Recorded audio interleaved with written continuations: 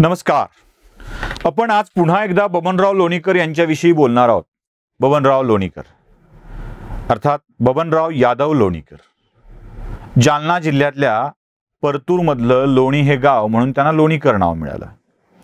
बबनराव लोणीकरांच्या विषयी आजकाल चर्चा खूप होऊ लागली आहे. याआधी त्यांच्यामुळे चर्चा व्हायची, आता त्यांची चर्चा होऊ लागली आहे. सिंचन घोटाळ्याचा आरोप करून खळबळ उडून येणाऱ्या बबनराव लोणीकरांना आता लोक अडचणीत आणण्याचा प्रयत्न करतायत. ते त्यांच्या कॉल रेकॉर्डिंगवरून, भाषणाच्या रेकॉर्डिंगवरून किंवा बोललेल्या रेकॉर्डिंगवरून. जेव्हा एखाद्या माणसाला अडचणीत आणण्यासाठी काही ना काहीतरी निमित्त लागतं, तेव्हा अशा स्वरूपाची फुटकळ निमित्त पुढे केली जातात. बबनराव लोणीकरांच्या 3 गाजलेल्या विषयांवरती आपण आधी 2 गाजलेल्या विषयांवरती आपण बोललेलो आहोत. हा तिसरा विषय आहे. बबनराव लोणीकरांनी पोलिसांच्या विषयामध्ये पोलिसांसोबत बोलताना जे भाष्य केलंय त्यावर आज चर्चा चालू आहे. बबनराव लोणीकरांची अशी चर्चा होणं हा काही पहिला विषय नाही आहे. याआधीही हे बऱ्याच वेळेला घडलेलं आहे. काय झालंय? बबनराव लोणीकरांनी याआधी एकदा पैसे दिल्याचं ते बोलले होते आणि त्यावरून चर्चा झाली होती. मराठवाड्यामध्ये विकास कामासाठी निधी देणे म्हणजे पैसे देणे अशा अर्थाने शब्द वापरला जातो. कुणी निधी दिला असं म्हणत नाही. आम्ही त्या वस्तीवर कामासाठी पैसे दिले, सभागृहासाठी पैसे दिले, नालीसाठी पैसे दिले, रस्त्यासाठी पैसे दिले, धरणासाठी पैसे दिले असा शब्द वापरला जातो. त्यांनी त्या कामासाठी पैसे दिले होते असाही शब्द वापरला जातो. बबनराव लोणीकर असेच ग्राम्य भाषेत बोलणारे नेते आहेत. त्यांनी मी या वस्तीवर पैसे दिले, मी त्या वस्तीवर पैसे दिले असे शब्द उच्चारले आणि ते पैसे दिले या वाक्याला निवडणुकीत विजयासाठी पैसे वाटले अशा अर्थाने मांडलं गेलं आणि झाली बबनरावांची बदनामी. एखाद्या माणसाला त्याच्या ग्राम्य भाषेमुळं अडचणीत आणण्याची ही काही पहिली वेळ महाराष्ट्रात घडलेली नाही आहे.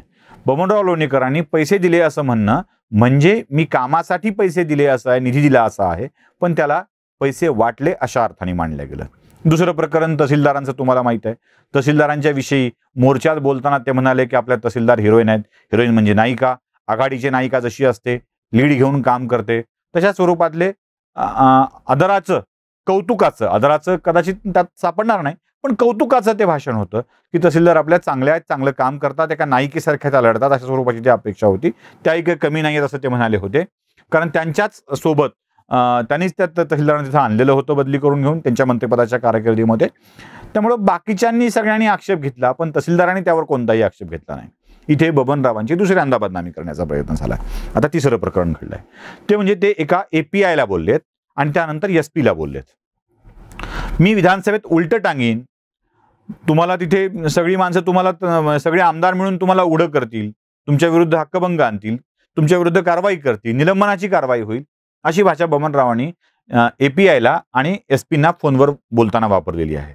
एक हिंदीत आहे, एक मराठीत आहे. दोन्ही क्लिप कदाचित ज्यांनी व्हायरल झाल्यात त्यांनी ऐकल्या असतील. त्याची बातमीही मोठ्या आघाडीच्या माध्यमांनी केलेली आहे. आता या सगळ्यामध्ये एक मोठा प्रश्न असा आहे की बबनराव असं बोलले का? पहिल्यांदा हे बोलावं का? एका आमदाराने अशा स्वरूपाची धमकी द्यावी का? हा प्रश्न आहे. आणि दुसरा प्रश्न आहे ते का बोलले? बोलावे का असा एकमेव प्रश्न विचारला, त्याचं उत्तर नाही असं येईल. पण का बोलले असं जर बघितलं तर ते बोलले ते काही फारसं चुकीचं बोलले नाहीत असं लक्षात येईल. परतूर मधल्या मोंढा भागामध्ये एक व्यापारी आहे. ज्या व्यापाऱ्याकडं अवैध प्रमाणात गुटखा विक्रीसाठी आला आहे अशी टीप जिल्हा पोलीस अधीक्षकांना मिळते. जिल्हा पोलीस अधीक्षक ती टीप परतूर पोलीस ठाण्याकडे फॉरवर्ड करतात आणि त्यावर धाड टाकण्याचे आदेश देतात. भर मोंढ्यामध्ये असलेल्या व्यापाऱ्याच्या दुकानावर आणि घरावर पोलिसांची धाड पडते. आता पोलीस आले, धाड टाकतायत म्हटल्यावर त्याची चर्चा गावभर होणार. परतूर काय पुण्या मुंबई सारखं मोठं शहर नाही आहे. इनमिन लाखभराच्या आत लोकसंख्या असलेलं ते शहर, त्यावर चर्चा होणारच. पोलीस आत घुसतात, सर्च करतात, सगळ्या गोष्टी शोधतात आणि लक्षात येतं की तिथे काहीच नाही. ना गुटखा, ना कुठली अवैध गोष्ट. एका व्यापाऱ्याच्या घरी खोट्या टीपवरून पोलीस धाड टाकतात, त्याची बदनामी करतात. त्याला अस्वस्थ होतं. आपल्या घरी पोलीस धाड टाकायला आलेत ही कल्पना त्याच्या कुटुंबाला अस्वस्थ करणारी ठरते आणि मग तो धाव घेतो वेगवेगळ्या ठिकाणी.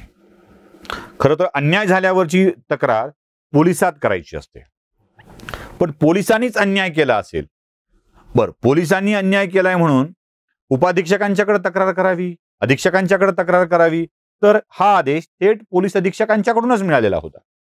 त्यामुळं तिथेही अपील करण्यामध्ये किंवा तिथेही धाव घेण्यामध्ये काही अर्थ नव्हता. तात्काळ न्यायालयात जाणं शक्य नव्हतं, म्हणून त्यांनी धाव घेतली ती बबनराव लोणीकरांच्याकडे. व्यापारी कसा आहे, काय आहे हे लोणीकरांना उत्तम पद्धतीनं ठाऊक होतं, म्हणून त्यांनी फोन उचलला आणि पोलीस स्टेशनला लावला. एपीआयनं सांगितलं की ही धाड एसपीने टाकायला सांगितलेली आहे. सुरुवातीला बबनराव चांगलं बोलतानाच आपल्याला दिसतात, ऐकू येत आहे. त्यानंतर ते म्हणतात की एसपीना कळत नव्हतं का की काहीच नाही आहे, ही चुकीची टीप आहे. मी विधानसभेत तुम्हा पोलिसांना उलटा टांगीन. उलटा टांगीनचा अर्थ असा असतो की तुमची विधानसभेत उलट तपासणी केली जाईल, तुम्हाला बोलावलं जाईल, चौकशी करायला लावली जाईल, मी सगळं प्रकरण मांडेल, असा त्याचा अर्थ असतो. टांगी फिजिकली कोणी टांगत नसतं विधानसभेमध्ये उलटा.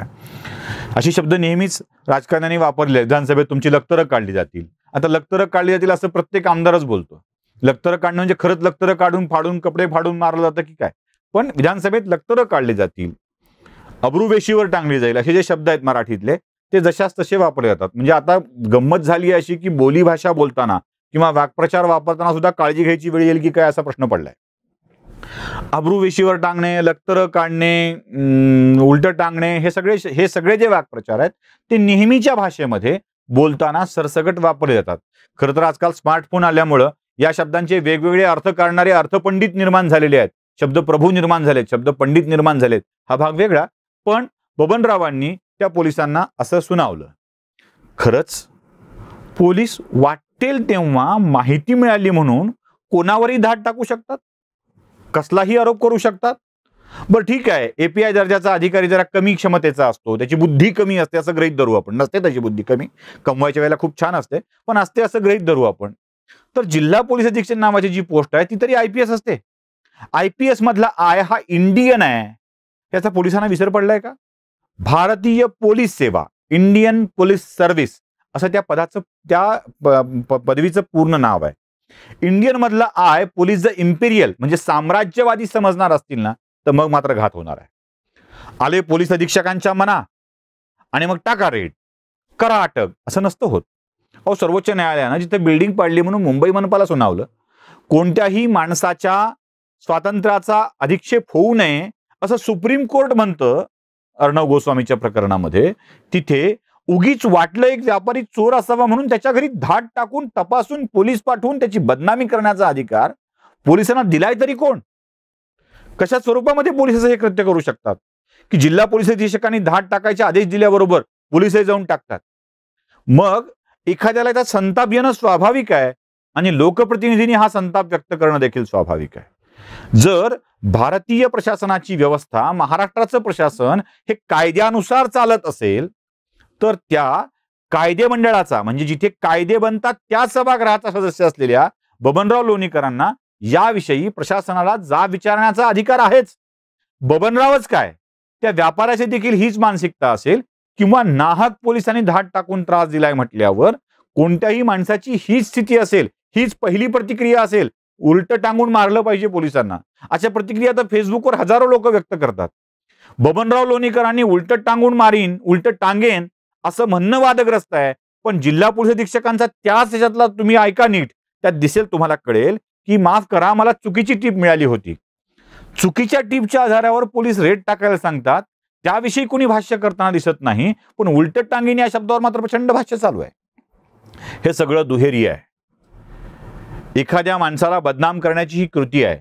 म्हणूनच बबनराव लोणीकरांनी व्यक्त केलेली भाषा ही फारशी आक्षेपार्ह आहे असं आम्हाला वाटत नाही.